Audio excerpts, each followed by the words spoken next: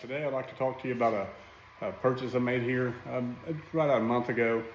I've been in the market for a new welder.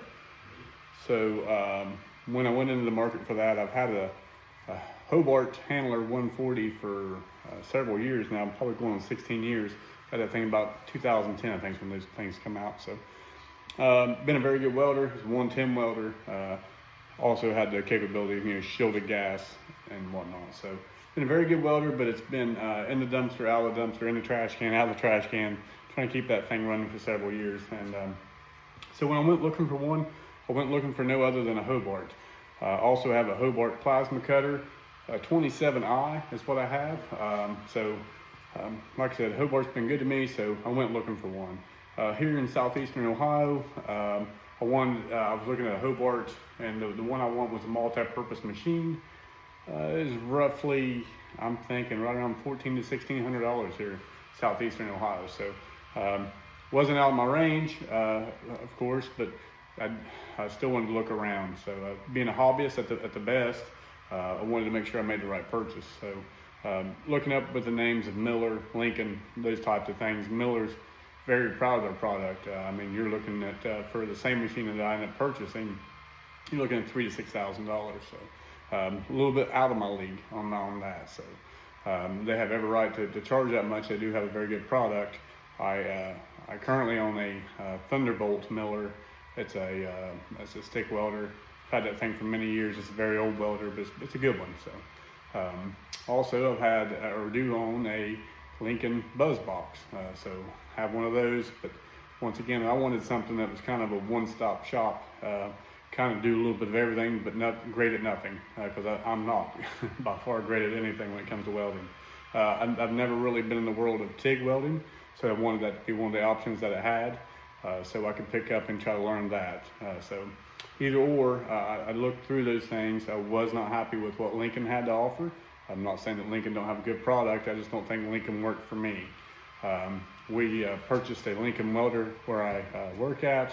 It wasn't a welder, it was a TIG machine, and it doesn't do what we would need it to do. So either or, that could be just that machine or whatever. But as always, I started my journey looking to see what I wanted, and lo and behold, Facebook picked that up, and Arc Captain started hitting my ads on Facebook. So I looked over them. They kind of had a corny or off-brand commercial to them, so it wasn't really picking me up. But then after I seen the price kept popping up, $499 for a 205 amp multi-purpose machine. So of course it was exactly what I wanted. Me looking at the 200 amp Hobart. So I looked at it quickly, and then I exited and moved on. So it looked like a Temu at the best to me at that time. So a few days went by, and I clicked back into it again. So I looked back into it, started looking at reviews, and I reviewed it to death, one review after another, and they had great reviews. So I spoke with a couple friends of mine, my wife, a few others. I'm like, well, I think I'm gonna make the purchase. So that's what I did. I bought the MP 205 multi-purpose machine. It's MIG, TIG, stick, got the spool gun, all that stuff. I didn't get the spool gun, but when I ordered it for $499, it did come with a MIG torch and the stick function capability. It did come with those two. I ordered the TIG function separately. So behind me here, I know it's hard to see, but this is the TIG function that I purchased. Figured out I'm not very great at that as of yet. We're going to keep trying. Here's the stinger for the stick function, and then last but not least, it's the torch for the MIG function. So toyed with this thing quite a bit. One of the things I do like about it is the digital display that it does have. The only thing that I do not like about the machine, and while that could be me or it could have been done in shipping, is I have a very hard time getting this door open. to get in there where my feet or my wire is. So, I don't know if that was, I watch other videos, other people don't have that problem, but I do. That's the only thing negative about it I could say. This thing flat out burns. This is 3/8 plate laying here, and it melts it right in. So I have a little boy out here. He was doing this. At the end of this, I'll put some videos, or a video of him burning for his first time, or welding for his first time. Would I review, or would I recommend somebody purchasing this machine? Absolutely. I do a lot of exhaust work, not a lot, but for what I do a lot of exhaust work on farm equipment, stuff like that.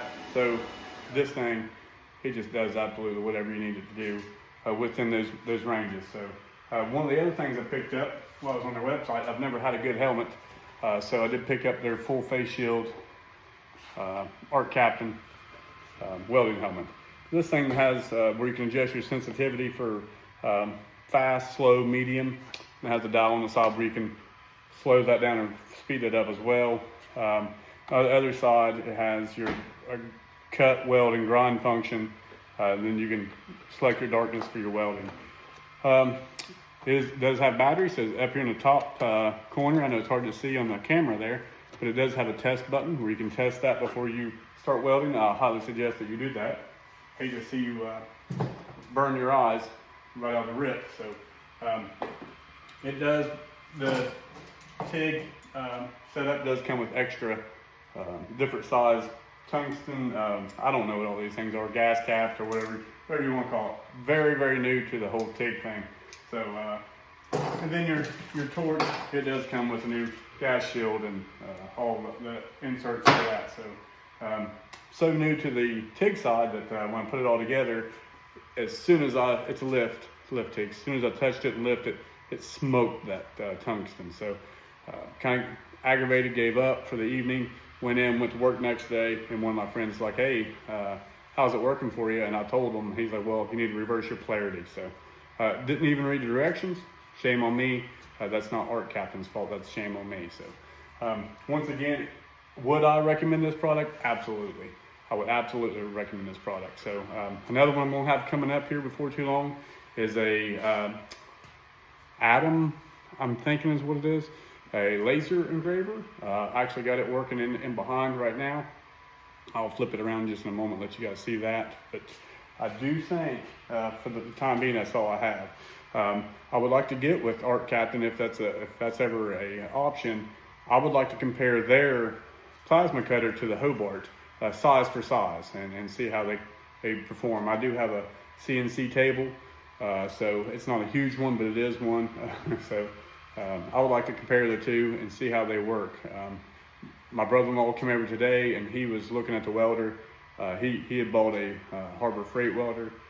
He tried this, and he's absolutely in love. So he's going to be trying to purchase one of these here in the upcoming weeks. So go ahead and pause the video here, and I'll flip you around and show you that laser engraving of the Adam 50, I think is what this is called. I can't remember.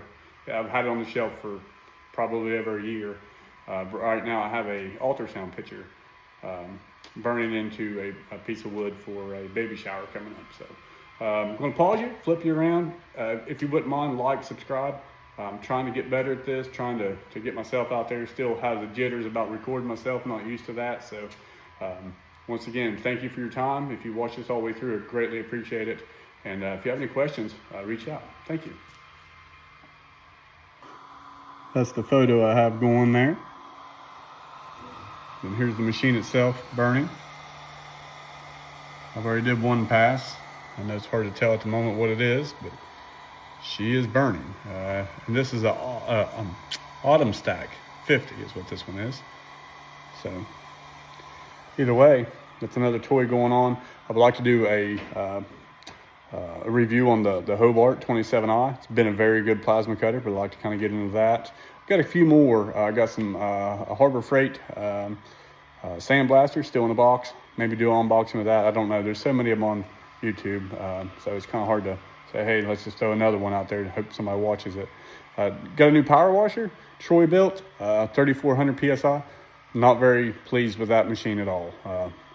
it seems like every time you go to start it up, you have to work on it. So we got a few things coming up here, a few projects coming up. Got a 2000 Dodge Diesel extended cab 8-foot bed truck that needs cab corners, rockers, a bunch of work, and that's why I bought the Art Captain. So we will look into that, and then that might be part of maybe a series. I don't know. I don't even know how you start a series, but we're going to try to learn and grow on here. So thank you for your time once again, and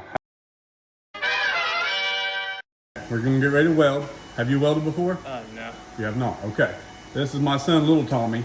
What we're going to do, we've kind of went over. We slowed it down, showed him how to aim it here.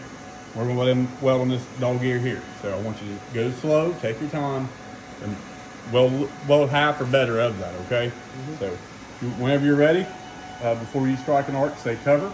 That way I know to cover my eyes, okay? All right. Okay. Yep. Cover.